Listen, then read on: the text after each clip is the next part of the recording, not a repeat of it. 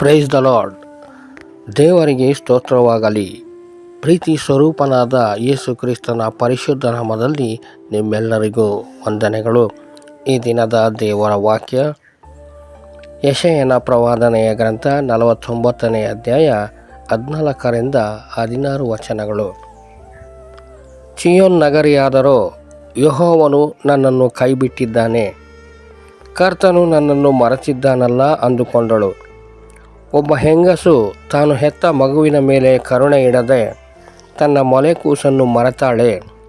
ಒಂದು ವೇಳೆ ಮರೆತಾಳು, ನಾನಾದರೆ ನಿನ್ನನ್ನು ಮರೆಯೇ. ಇಗೋ, ನನ್ನ ಅಂಗೈಗಳಲ್ಲಿ ನಿನ್ನನ್ನು ಚಿತ್ರಿಸಿದ್ದೇನೆ, ನಿನ್ನ ಪೌಳಿ ಗೋಡೆಗಳು ಸದಾ ನನ್ನ ಕಣ್ಣೆದುರಿನಲ್ಲಿವೆ. ನನ್ನ ಪ್ರೀತಿಯ ದೇವಜನರೇ, ಎಷ್ಟೋ ಸಾರಿ ನಾವು ನಮ್ಮ ದುರವಸ್ಥೆಗಳಲ್ಲಿಯೂ ಕಷ್ಟಗಳಲ್ಲಿಯೂ ಕರ್ತನು ನಮ್ಮನ್ನು ಬಿಟ್ಟು ಬಿಟ್ಟಿದ್ದಾನೆ ಅಥವಾ ಮರೆತು ಬಿಟ್ಟಿದ್ದಾನೆ ಎಂದು ತಿಳಿದುಕೊಳ್ಳುತ್ತೇವೆ. ಯೇಸು ನಮಗಾಗಿ ಎಷ್ಟೋ ಚಿಂತಿಸುತ್ತಾರೆ ಮತ್ತು ನಮ್ಮನ್ನು ಹೇಗೆ ಕಾಪಾಡುತ್ತಾರೆ ಎಂಬುದು ಕರ್ತನು ನಮಗೆ ತೋರಿಸಿಕೊಟ್ಟಿರುತ್ತಾರೆ. ಒಬ್ಬ ಹೆಂಗಸು ತನ್ನ ಮೊಲೆ ಕೂಸನ್ನು ಮರೆತಾಳೆ. ಕೆಲವು ತಾಯಂದಿರು ಬೆಳೆದಿರುವ ತಮ್ಮ ಮಕ್ಕಳನ್ನು ಕೆಲವು ವೇಳೆ ಮರೆತು ಬಿಡುತ್ತಾರೆ. ಆದರೆ ತಾಯಿ ತನ್ನ ಹಾಲು ಕುಡಿಯುವ ಕೂಸನ್ನು ಮರೆಯಲು ಸಾಧ್ಯವೇ ಇಲ್ಲ, ಏಕೆಂದರೆ ಆಕೆ ಇಲ್ಲದೆ ಆ ಮಗುವಿಗೆ ಬಹಳ ಅಸಹಾಯಕ ಸ್ಥಿತಿ ಉಂಟಾಗುತ್ತದೆ. ಆದರೆ ಕರ್ತನು ನಮಗೊಂದು ಗಮನಾರ್ಹವಾದ ಸಂಗತಿಯನ್ನು ತೋರಿಸುತ್ತಿದ್ದಾರೆ. ಅದೇನೆಂದರೆ, ತಾಯಿ ತನ್ನ ಎಳೆ ಕೂಸನ್ನು ಒಂದು ವೇಳೆ ಮರೆತು ಬಿಟ್ಟು ಅದರ ಮೇಲೆ ಕರುಣೆ ತೋರಿಸದೇ ಇರಬಹುದು, ಆದರೆ ಯೇಸು ನಮ್ಮನ್ನು ಮರೆಯುವುದೇ ಇಲ್ಲ. ಇನ್ನೊಂದೆಡೆಯಲ್ಲಿ ಆತನು, ಬೆಟ್ಟಗಳು ಸ್ಥಳವನ್ನು ಬಿಟ್ಟು ಹೋದವು, ಗುಡ್ಡಗಳು ಕದಿಲಿಯಾವು, ಆದರೆ ನನ್ನ ಕೃಪೆಯು ನಿನ್ನನ್ನು ಬಿಟ್ಟು ಹೋಗದು ಎಂದು ಯೆಶಾಯನ ಪ್ರವಾದನೆ ಗ್ರಂಥ 54ನೇ ಅಧ್ಯಾಯ 10ನೇ ವಚನದಲ್ಲಿ ನಮಗೆ ವಾಗ್ದಾನ ಮಾಡಿದ್ದಾರೆ. ಆತನನ್ನು ಅಂಟಿಕೊಂಡಿದ್ದು ಆತನಲ್ಲಿ ಮಗುವಿನ ಹಾಗೆ ಭರವಸೆ ಇಡುವವರ ಬಗ್ಗೆ ಕರ್ತನು ಎಷ್ಟೋ ಎಚ್ಚರ ವಹಿಸುತ್ತಾರೆ. ನನ್ನ ಅಂಗೈಗಳಲ್ಲಿ ನಿನ್ನನ್ನು ಚಿತ್ರಿಸಿದ್ದೇನೆ ಅಥವಾ ಕೆತ್ತಿಸಿಕೊಂಡಿದ್ದೇನೆ ಎಂದು ಪರಿಶುದ್ಧ ಬೈಬಲ್ನಲ್ಲಿ ಬರೆಯಲ್ಪಟ್ಟಿದೆ.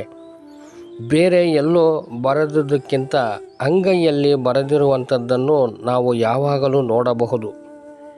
ಹೇಗೆ ಒಬ್ಬ ವ್ಯಕ್ತಿಯ ಕೈಯಲ್ಲಿ ಕೆತ್ತಲ್ಪಟ್ಟ ಹೆಸರು ಅವನ ಕಣ್ಣ ಮುಂದೆಯೇ ಇರುತ್ತದೋ ಮತ್ತು ಅದನ್ನು ಹೇಗೆ ಮರೆಯಲಾಗುವುದಿಲ್ಲವೋ, ಹಾಗೆಯೇ ಯೇಸು ನಮ್ಮನ್ನು ಮರೆಯಲು ಸಾಧ್ಯವಾಗುವುದಿಲ್ಲ. ನಮ್ಮ ಹೆಸರುಗಳು ಆತನ ಅಂಗೈಗಳಲ್ಲಿ ಕೇವಲ ಬರೆಯಲ್ಪಟ್ಟಿಲ್ಲ, ಅವು ಕೆತ್ತಲ್ಪಟ್ಟಿವೆ. ನಮ್ಮ ಕೈಗಳ ಮೇಲೆ ಏನನ್ನಾದರೂ ಕೆತ್ತಿಸಿಕೊಂಡರೆ ಬಹಳ ನೋವನ್ನು ಅನುಭವಿಸಬೇಕಾಗುತ್ತದೆ. ಹಾಗೆಯೇ ಕೆತ್ತಲ್ಪಟ್ಟಿರುವುದನ್ನು ಸುಲಭವಾಗಿ ಹೊರಸಿ ಹಾಕಲು ಸಾಧ್ಯವಿಲ್ಲ. ಒಬ್ಬ ವ್ಯಕ್ತಿ ತನ್ನ ಕೈಗಳ ಮೇಲೆ ಯಾರ ಹೆಸರನ್ನು ಕೆತ್ತಿಸಿಕೊಂಡಿರುತ್ತಾನೋ ಆ ವ್ಯಕ್ತಿಯನ್ನು ಆತನು ತುಂಬ ಪ್ರೀತಿಸುತ್ತಾನೆ. ಹಾಗಾದರೆ ಕರ್ತನು ನಮ್ಮನ್ನು ಎಷ್ಟೋ ಹೆಚ್ಚಾಗಿ ಪ್ರೀತಿಸುತ್ತಾನಲ್ಲವೇ? ಈ ಲೋಕದಲ್ಲಿ ಕೆಲವರು ಹೆಚ್ಚಾಗಿ ಪ್ರೀತಿಸುವವರ ಹೆಸರುಗಳನ್ನು ಮತ್ತು ಚಿತ್ರಗಳನ್ನು ತಮ್ಮ ಕೈಗಳಲ್ಲಿ, ಶರೀರದ ಭಾಗಗಳಲ್ಲಿ ಚಿತ್ರಿಸಿಕೊಳ್ಳುತ್ತಾರೆ ಮತ್ತು ಕೆತ್ತಿಸಿಕೊಳ್ಳುತ್ತಾರೆ. ಪ್ರೀತಿಯ ಸಂಕೇತವಾಗಿ ಪ್ರೇಯಸಿಯ ಹೆಸರು, ತಂದೆ ತಾಯಿಯ ಹೆಸರುಗಳನ್ನು, ಅಭಿಮಾನದ ಸಂಕೇತವಾಗಿ ಸಿನಿಮಾ ನಟ ನಟಿಯರ ಚಿತ್ರಗಳನ್ನು, ಹೆಸರುಗಳನ್ನು ಕೆತ್ತಿಸಿಕೊಳ್ಳುತ್ತಾರೆ. ಹೀಗೆ ಕೆತ್ತಿಸಿಕೊಂಡ ಹೆಸರುಗಳು ಅಳಿಸಿ ಹೋಗುವುದಿಲ್ಲ. ಆದರೆ ಈ ಲೋಕದಲ್ಲಿ ನಿನ್ನನ್ನು ನಿನ್ನ ತಂದೆ ತಾಯಿಗಳು, ಗಂಡ ಹೆಂಡತಿಯರು, ಅಣ್ಣ ತಮ್ಮಂದಿರು, ಸ್ನೇಹಿತರು ನಿನ್ನನ್ನು ಮರೆತು ಹೋಗಬಹುದು, ಆದರೆ ಯೇಸು ನಿನ್ನನ್ನು ಎಂದಿಗೂ ಮರೆಯುವುದಿಲ್ಲ. ಇಗೋ, ನನ್ನ ಅಂಗೈಗಳಲ್ಲಿ ನಿನ್ನನ್ನು ಚಿತ್ರಿಸಿದ್ದೇನೆ ಎಂದು ವಾಗ್ದಾನ ಮಾಡುತ್ತಿದ್ದಾರೆ. ಆಕಾಶ ಭೂಮಿಗಳನ್ನು ಸೃಷ್ಟಿಸಿದ ದೇವರು ಮಾನವನಾಗಿ ಭೂಲೋಕದಲ್ಲಿ ಅವತರಿಸಿ ನಮ್ಮಂತೆಯೇ ಕಷ್ಟಗಳನ್ನು, ಶ್ರಮೆಗಳನ್ನು, ನಿಂದೆ, ಅವಮಾನಗಳನ್ನು ಸಹಿಸಿ ನಮಗಾಗಿ, ನಮ್ಮ ಪಾಪಗಳಿಗಾಗಿ ಘೋರವಾದ ಶಿಲುಬೆಯಲ್ಲಿ ಬಲಿಯಾಗಿ 3ನೆಯ ದಿನದಲ್ಲಿ ಮರಣವನ್ನು ಜಯಿಸಿ ಪುನರುತ್ಥಾನವಾದರು. ಯುಗದ ಸಮಾಪ್ತಿಯವರೆಗೂ ಸದಾ ನಮ್ಮೊಂದಿಗಿರುವ ದೇವರು, ನಜರೇತಿನ ಯೇಸು ನಿನ್ನನ್ನು ಎಂದಿಗೂ ಮರೆಯುವುದಿಲ್ಲ.